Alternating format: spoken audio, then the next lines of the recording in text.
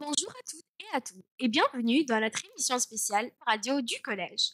Aujourd'hui, nous allons parler d'un sujet qui fascine, qui inquiète parfois, mais qui surtout nous entoure déjà au quotidien, l'intelligence artificielle.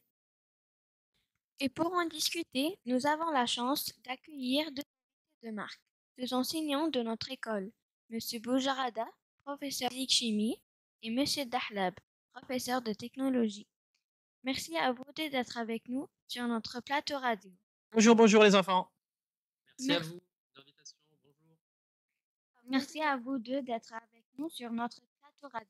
Avant de donner la parole à nos invités, on vous propose un petit détour par une enquête menée par nos camarades Clara, Farida, Stella, Zéna et Dylan Tawfiq. Cette enquête a été réalisée auprès des élèves, des enseignants et même du personnel administratif et de direction de notre établissement. Le questionnaire portait sur les bases de l'intelligence artificielle. Qu'est-ce que l'IA, ses forces, ses limites et son rôle dans l'éducation? Par exemple, à la question qu'est-ce que l'intelligence artificielle? La majorité des participants a répondu que c'est un ensemble de technologies capables d'imiter certaines capacités humaines, comme apprendre, raisonner et résoudre des problèmes. Et quand on leur a demandé quelle est la force unique de l'IA, beaucoup ont mis en avant sa capacité à analyser très vite d'énormes quantités de données. Autre résultat marquant, la plupart des sondés ont bien compris que l'IA ne peut pas remplacer totalement l'humain, notamment à cause de la créativité et de l'intelligence émotionnelle. Enfin, dans le domaine de l'éducation, la grande majorité a retenu que l'apport principal de l'IA est surtout de proposer des parcours personnalisés et non pas de remplacer les professeurs. En résumé, nos camarades voient l'IA comme un outil puissant qui complète l'humain, mais pas comme une menace directe. Merci pour ce panorama très intéressant. Et maintenant, chers auditeurs, place à nos invités pour creuser toutes ces questions. On commence par la base. Monsieur Dahlab, si vous deviez expliquer simplement ce qu'est l'intelligence artificielle et en quoi elle se distingue de l'intelligence humaine, que diriez-vous? Alors, l'intelligence artificielle ou IA, c'est un peu comme un cerveau fabriqué par les humains. Mais au lieu d'être fait de neurones comme le nôtre, il est fait de programmes informatiques. Elle apprend en observant des exemples un peu comme nous. Par exemple, si on montre à une IA des milliers de photos de chiens et de chats, elle finit par savoir les reconnaître toute seule. Mais attention, elle ne comprend pas ce qu'est un chat. Elle repère juste des formes, des couleurs, des motifs. En fait, l'IA, c'est un peu comme un perroquet très intelligent. Il peut répéter parfaitement ce qu'il a entendu, mais il ne sait pas vraiment ce qu'il dit. Et pour compléter cette définition, Monsieur Boujarada, pourriez-vous nous donner des exemples concrets d'IA qu'on utilise déjà tous les jours, parfois sans même le savoir? Bonjour Perla, bonjour à tous. Alors l'IA est déjà parmi nous et vous l'utilisez sans même vous en rendre compte. Par exemple, quand Netflix ou YouTube vous recommandent une série ou une vidéo, c'est une IA qui analyse ce que vous aimez. Les assistants vocaux aussi, comme Alexa ou Siri, qui répondent à vos questions. Les filtres Snapchat ou TikTok qui reconnaissent votre visage. Mais dans les jeux vidéo, même dans les jeux vidéo, les ennemis qui s'adaptent à votre façon de jouer utilisent de l'IA.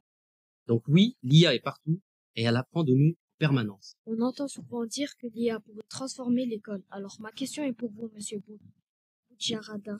Comment l'IA peut-elle aider les élèves à apprendre plus vite et à progresser de façon personnalisée? Excellente question, Hassan. Imaginez un professeur qui vous connaît par cœur et qui adapte chaque exercice à votre niveau. C'est ce que permet l'IA. Par exemple, certaines applications comme Cartable proposent des parcours sur mesure. Si sur une notion, l'IA vous propose des exercices supplémentaires. Si vous réussissez, elle vous fait avancer plus loin, plus vite. C'est comme avoir un coach personnel en plus de votre professeur. Mais attention, ce n'est pas positif. Monsieur Dahlab, si les élèves utilisent trop l'IA pour faire leurs devoirs à leur place, quel risque voyez-vous pour leur apprentissage réel? Très bonne question, Karma. Si les élèves demandent toujours à l'IA de faire leurs devoirs à leur place, ils risquent de plus apprendre à réfléchir.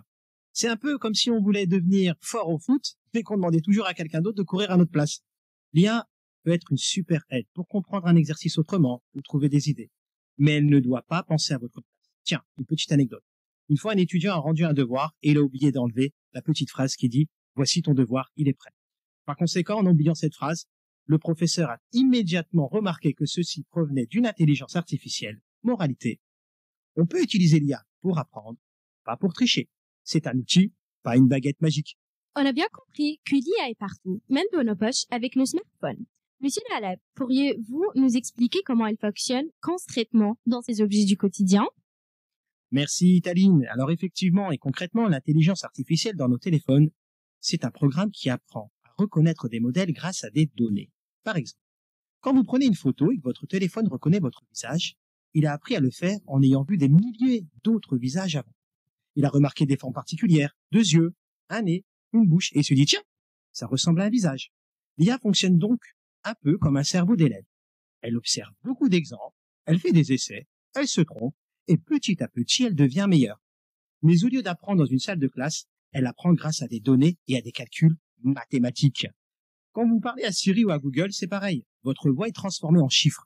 Puis l'IA cherche dans sa mémoire des milliers de phrases déjà entendues pour deviner ce que vous voulez dire. En plus, vous l'utilisez, et plus, elle va s'améliorer, parce qu'elle apprend de vos habitudes. Mais attention, ça ne veut pas dire qu'elle vous comprend vraiment. Elle ne pense pas comme un humain. Elle reconnaît des schémas grâce à d'énormes calculs, un peu comme un détective qui cherche des indices dans une montagne de données. Et si on élargit la perspective, Monsieur Bouljarada, est-ce vrai que l'IA peut vraiment aider à découvrir de nouveaux médicaments plus vite ou encore à protéger la planète? Tout à fait, Lara. L'IA est en train de révolutionner la recherche médicale et un excellent exemple, c'est le projet AlphaFold. Pour bien comprendre, dans notre corps, tout ce qui se passe, bien grandir, tomber malade, se soigner, dépend de petites usines chimiques qu'on appelle les protéines. Ces protéines ont une forme en 3 dimensions, comme un Lego ultra compliqué. Et cette forme est cruciale. Pendant des décennies, trouver cette forme était un problème gigantesque qui prenait des années aux scientifiques. C'est là qu'AlphaFold entre en scène. C'est une intelligence artificielle créée par la société DeepMind, société filiale de Google, qui est capable de prédire la forme en 3 dimensions d'une protéine en quelques minutes ou quelques heures, alors qu'avant, cela pouvait prendre toute une carrière de chercheurs. Et le plus beau, les chercheurs du monde entier utilisent maintenant AlphaFold comme un Google Maps des protéines. Cela les aide à comprendre les maladies et à concevoir des médicaments bien plus vite. C'est comme si on leur avait offert un super pouvoir pour accélérer la recherche contre le cancer, la malaria, ou même pour créer des enzymes qui mangent le plastique. Et bien sûr, l'IA est aussi une alliée pour la planète. Elle peut aider à prédire des catastrophes naturelles, optimiser la consommation d'énergie dans les villes ou suivre les espèces menacées. L'IA devient ainsi un outil formidable pour la science et la protection de l'environnement.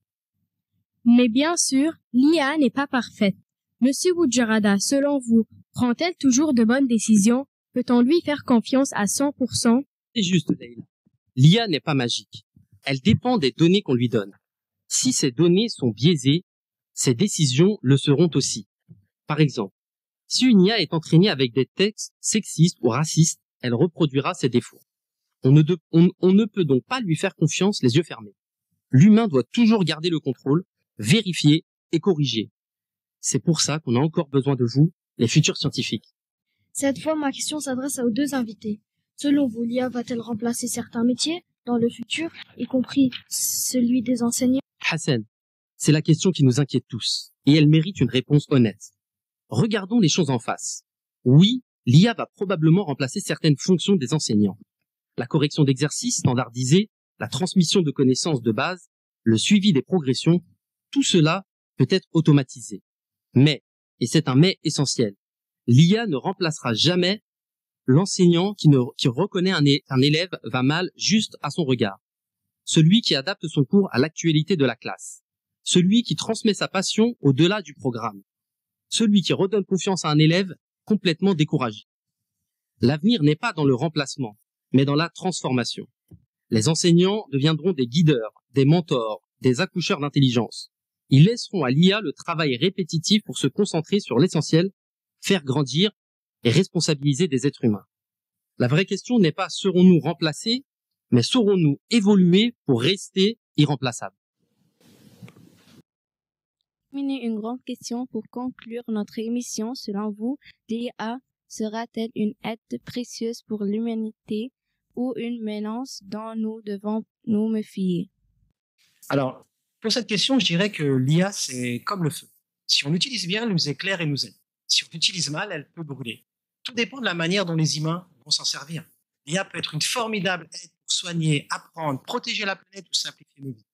Mais il faut toujours garder un regard critique. Merci beaucoup à nos invités pour leurs réponses passionnantes et éclairantes. Et merci à vous, chers auditeurs, d'avoir suivi cette émission spéciale de notre web radio. On espère que vous avez appris plein de choses et que vous aurez envie d'en discuter autour de vous. À bientôt Pour une prochaine émission.